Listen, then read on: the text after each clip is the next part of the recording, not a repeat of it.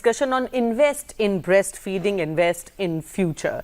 इस पे चर्चा करने के लिए हमारे साथ खास मेहमान स्टूडियो में जुड़े हैं। आइए विनम्रता के साथ स्वागत करते हैं doctor Pushpa Mishra, consultant gynaecologist, LNJP hospital, new Delhi. Ma'am, आपका बहुत बहुत स्वागत है।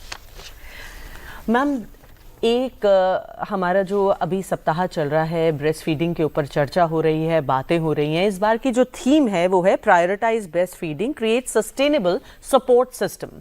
तो इस थीम के बारे में पहले तो कुछ बताएं।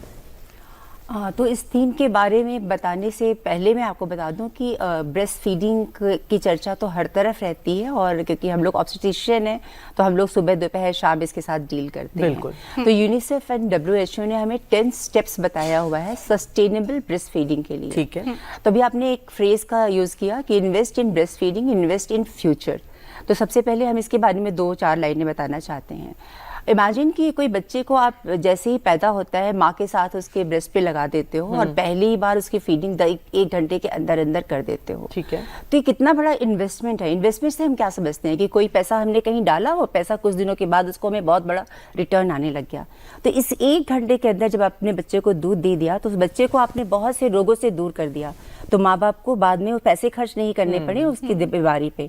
आपने घर में जो है उसको दूध मंगाना नहीं है, उबालना नहीं है, आपको ये नहीं सोचना है कितना ठंडा है कितना गर्म है, आपको ये नहीं सोचना है कि आप हाइजीनिकली दे पा रहे हो कि नहीं दे पा रहे हो। तो फिर से इन्वेस्टमेंट हुआ और कितने पैसे आपके जो लगने थे वो आपके खत्म बंद हो गए। दूसरा, माँ के साथ बॉन्डिंग हुई, माँ को सुकून मिला, माँ का भी शरीर जो है उसके अंदर जो बहुत सी बीमारियां होने वाली हैं उनसे भी आपको निजात मिल गई। माँ को ज्यादा खून नहीं जाएगा, उसका हेल्थ बना रहेगा।